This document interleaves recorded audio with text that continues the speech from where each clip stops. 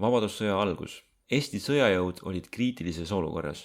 Näis, et olemasolevate vahenditega ei ole võimalik Punaarmeed võita. Selles olukorras leiti Tallinnas Saksa vägede poolt maha jäetud soomusrong. Soomusrongidega olid Eesti sõjaväelased tuttavad maailmasõjaaegsest tsaariarmeest, kus neid kasutati liikuvate patareidena. Soomustatud vagunid pakkusid suurtükkidele kaitset mürsukildude eest ning veduri abiga oli neil võimalik kiiresti vaenlase suurtükitule piirkonnast lahkuda. Eesti sõjaväelaste seas ei olnud aga kedagi, kes oleks soomusrongil teeninud. Sellegipoolest muudeti leitud rong lahingukõlbulikuks ja see sõitis välja Narva suunas. 2. detsembril ületas rong rindejoone. Peagi märgati ees punaväelaste salka. Rongi ette oli paigutatud suurtükivagun, milles asus tsaariarmee standard suurtükk. Selle üheks laskemoonaks oli Sarpnell, mürsk, mis plahvatas õhus paljudeks kildudeks ja oli eriti efektiivne jalaväe vastu. Pärast paari lasku punaväelaste salk hajus ja rong sõitis edasi. Peagi jõuti strateegilisel asukohal oleva Vaivara mõisa juurde, mis otsustati vallutada. Raudteest eemal olevate positsioonide hõivamiseks oli rongil olemas dessant, mis asus dessantvagunites. Üldiselt jäi soomusrongi dessandi suurus Vabadussõjas 120 kuni 175 mehe vahele. Meeste väikese hulga tõttu oli dessant rongiga seotud ning vajas toetust rongi raskerelvadelt. Rong sõitis edasi, et mõis oma tagumise suurtükiga tule alla võtta. Metsa jõudes sattus see aga punaarmeelaste varitsusele. Rongi pihta avati lühikese vahemaa pealt tugev tuli. Niisugusteks olukordadeks olid soomusrongil kuulipilduja vagunid. Kuulipildujad asusid kõrgetel platvormidel, mis pakkusid neile head laskesektorit. Vaguni topeltseinade vahele oli kuhjatud liiva, mis pidas kinni punaväelaste kuulid. Punaväelased pidid rongide ülekaaluka tulejõu eest taganema ning rong jätkas oma teed. Soomusronglaste dessant oli aga endiselt Vaivara mõisa ees. Punaarmee asus ülekaalukate jõududega rünnakule ja üritas seda nurka suruda. Soomusrongide dessandid olid moodustatud vabatahtlikkuse alusel ning sinna olid võetud parimad sõdurid. See lubas neil nii selles kui ka järgnevates lahingutes Punaarmee väeosadest üle olla. Punaväelased läksid mitu korda tormijooksule, kuid nende katsed löödi tagasi. Soomusrong tuli tagasi ja võttis dessandi uuesti peale. Kuigi Vaivara mõis jäi vallutamata, oli soomusronglaste esimene päev rindel mõõdukalt edukas. Sarnase mustri järgi hakkas välja kujunema Eesti soomusrongide tegevus. Eesti väejuhatus pani oma lootused soomusrongide peale. Seda võib näha neile eraldatud relvadest.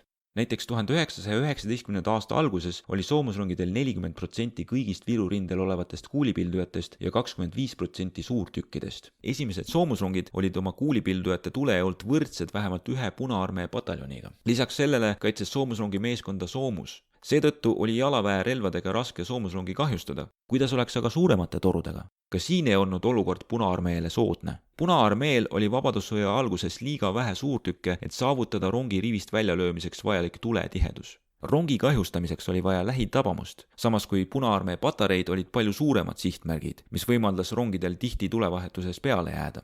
Selle asemel, et koondada oma jõud soomusrongide vastu, keskendus Punaarmee hoopis nende tiibadel olevatele Eesti jalaväeosadele ja surus need arvulise ülekaaluga tagasi. Seeläbi ähvardati soomusronge ära lõikamisega ning need olid sunnitud samuti tagasi tõmbuma. Kuid see ei saanud kesta kaua. Eesti Viru rinne sai pidevalt abivägesid ning 1919. aasta alguses muutus ka jalavägi piisavalt tugevaks, et Punaarmee edasitung seisma panna. 4. jaanuaril naases soomusrong number 1 remondist rindele. Sellele jooksid vastu valvepostilt taandunud kaitseliitlased, kes teatasid. Suur hulk punaväelasi liigub otse Kehra suunas. Nendest ei ole võimalik jagu saada. Rongi ülem kapteni Irv otsustas neile siiski vastu sõita. Läbi metsa oli vähe teid ning seetõttu oli üks Punaarmee pataljon saadetud rünnakule otse piki raudteed. Nüüd kohtusid punaväelased aga soomusrongiga. Olles sattunud selle kuulipilduja tule piirkonda, asusid nad taganema ning rongilt asus neid jälitama dessant. Punaväelased üritasid põgeneda läbi metsa, kuid paks lumekate takistas nende liikumist. Rong jõudis neile järele ja võttis nad tiheda tule alla. Punaväelaste kaotused olid suured. Ellujäänud punaarmeelased külvasid tagalas paanikat ja segadust. Murrang Viru rindel oli sündinud. Soomusronglased jõudsid järgmisel päeval Aegviidu jaama. Nende edu algatas Eesti vägede üldise vasturünnaku Viru rindel. Soomusrongide takistamiseks purustas Punaarmee raudteesillad ja Tapale jõuti 9. jaanuaril. Sealt edasi oli rongidel võimalus sõita kas Rakvere või Tammsalu suunas. Ida suunas taganev Punaarmee oli raudtee põhjalikult purustanud, kuid täiesti terveks oli jäänud lõunasse viiv haru. Soomusrongid pöörasid lõunasse ja kasutades segadust Punaarmee ridades, lõikasid ära sealsete vägede taganemistee. Selle tulemusel piirati paljud Punaarmee üksused sisse ning hajutati soomusrongide ja peale tungivate Eesti jalaväeosade vahel. Varsti jõudsid rongid Tartu alla. Punaarmee seal Eesti rongide ilmumist ei oodanud ning nad tabati ootamatult. Öise üllatusrünnakuga läbisid soomusronglased 25 kilomeetrit ja jõudsid järgmisel päeval Tartusse. See paiskas Punaarmee read niivõrd segi, et Eesti rongid ei kohanud pikalt suuremat vastupanu. Elvast edasi asus Punaarmee pidama kaitselahinguid ning purustas raudtee, aeglustades oluliselt soomusrongide edasiliikumist. Punaarmee võttis ette veel viimase katse, et Eesti vägede pealetung peatada ja suur osa Lõuna-Eestist tagasi vallutada. Selleks koondati Valga piirkonda suured jõud. Peagi läksid nad rünnakule. Nende esimene löök oli edukas, sundides Eesti vägesid tagasi tõmbuma. Nüüd otsustas Punaarmee võtta ette raudtee piirkonna. Selleks, et rünnakul oma soomusronge kasutada, jäeti raudtee purustamata. See oli aga vale arvestus. Purustatud raudtee oli peamine asjaolu, mis Eesti soomusronge tagasi hoidis. Nüüd, kus see oli kadunud, ennetasid Eesti rongid Punaarmee rünnakut, lõid rivist välja nende soomusrongid ja hajutasid pealetungiks koonduvad väed. Näis, et sel päeval ei pidurda Eesti soomusronge midagi. Viimasel hetkel õnnestus Punaarmeel siiski saata neile vastu täiskiirusel liikuv vedur, mille abil suudeti osa raudteest uuesti lõhkuda. Raudtee purustati põhjalikult. Eesti soomusronglased pidid tegelema selle parandamisega ning nende roll lahingutegevuses vähenes. See oli üks põhjuseid, miks Eesti väed kandsid viimasel teelõigul Valga ees raskeid kaotusi. Valgas kohtusid Eesti laiarööpmelised soomusrongid kitsarööpmelistega. Viimased olid tegutsenud Mõisaküla ja Valga vahelisel kitsarööpmelisel raudteel. Erinevalt laiarööpmelistest olid kohaliku tähtsusega kitsarööpmelised raudteed väiksema kandevõimega. Viimane asjaolu avaldus ka kitsarööpmeliste soomusrongide konstruktsioonis. Ühel kitsarööpmelisel rongil olid väiksema kaliibriga suurtükid ning 2-3 korda vähem mehi ja relvi kui laiarööpmelisel. Lisaks sellele olid ka mõned muud erinevused. Näiteks kaeti osad kitsarööpmelised soomusrongid kaitsemustriga ning mõned varajased mudeleid olid soomustatud kaeviku kilpidega. Peale Valka jõudmist allutati kõik soomusrongid administratiivselt ühele staabile ning loodi soomusrongide division. Divisioni staap asus kehtestama ühtlast korda ja lahendama rongide tegevusega seotud probleeme. Neid oli esile kerkinud päris mitu. Näiteks oli end tunda andnud asjaolu, et vagunite ehitus piiras nende laskesektorit. Selle parandamiseks võeti kasutusele uus kuulipilduja vagunite konstruktsioon, mis lubas äärmiste relvadega lasta ka külgedele. Suurtüki platvormid ehitati laiemaks, et nendelt saaks lasta igas suunas ning mõnele lisati ka teine suurtükk. Lisaks sellele hakati varasemast rohkem kasutama raskemaid suurtükke. Rongidele ilmusid kauglaskeplatvormid nagu Lembitu, Rasputin ja Kalevipoeg. See suurendas soomusrongide laskekaugust 8 kilomeetrilt kuni maksimaalselt 17-ni. Teiseks probleemiks oli rongide soomus. Soomusena kasutatav liiv oli liiga raske ning koormas üle vagunid ja vähendas rongide manööverdamisvõimet. Pärast mitmeid katseid leiti liivale asendus.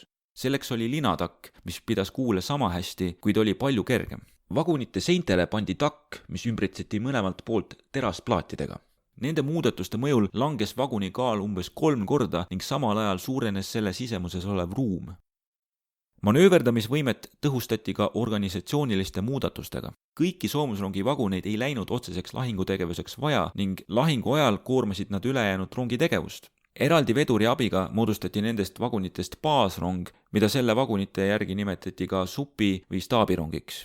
See jäi tagalasse, vaenlase suurtükiväe tuleulatusest välja.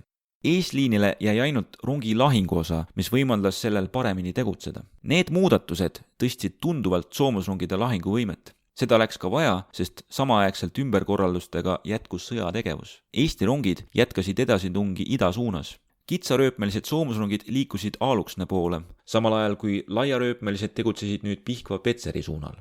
Selleks ajaks oli aga Punaarmee end ümber korraldanud ja tugevdanud vastupanu. 14. veebruaril vallutasid laiarööpmelised soomusrongid kiire löögiga Irboska ning asusid ootama jalaväe kohale jõudmist.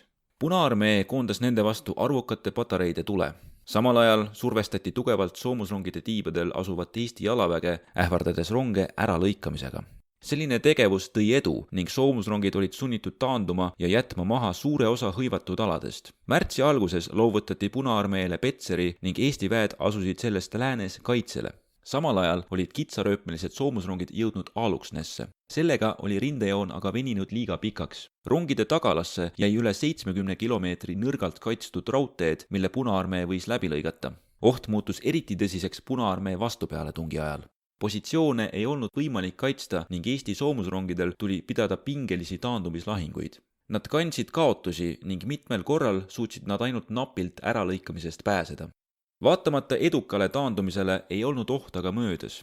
Punaarmee oli parandanud oma suurtükiväge ja taktikat ning nüüd andis see end tunda. 6. aprillil liikus kitsarööpmeline soomusrong number 4 Riia-Pihkva Kivitee suunas ning tegi kindlaks, et raudtee on Kivitee piirkonnas purustatud. Sel hetkel sattus rong tugeva Punaarmee suurtüki tule alla. Rong alustas taandumist, kuid üks mürskudest purustas selle taga oleva raudtee ning rong sattus 2 lõhutud koha vahele lõksu. Tugeva tule all ei olnud võimalik raudteed parandada ning olles sattunud lootusetusse olukorda, jättis meeskond rongi maha. Suur osa kitsarööpmelisest soomusrongist number 4 hävis Punaarmee suurtüki tules. Rongi kaotamine oli seni Eesti soomusrongide kõige suurem ebaõnnestumine. Samal ajal leidsid aga laiarööpmelisel raudteel aset sündmused, mis võisid lõppeda kõigi Eesti laiarööpmeliste soomusrongide kaotamisega. Märtsi lõpus olid laiarööpmelised soomusrongid võtnud tagasi Petseri. Peagi algas aga sula ning 10. aprillil viis Suurvesi ära nende taga oleva raudtee silla üle Piusa jõe ja laiarööpmelised soomusrongid jäid lõksu jõe idakaldale. Rongide varustusliinid olid katkenud ning tekkis oht, et Punaarmee võib ühe hoobiga Eesti rongid ümber piirata ja hävitada. Varsti algasidki Punaarmee rünnakud. Parim võimalus olukorrast välja tulla oli Piusa raudteesild võimalikult kiiresti taastada. Olukorda asus lahendama soomusrongide divisjoni insener. Kohale toodi töölised ning lisaks sellele võeti appi 200 inimest ümberkaudsetest küladest. Uue silla rajamiseks asetati palgid 4-nurkselt ning ühendati omavahel.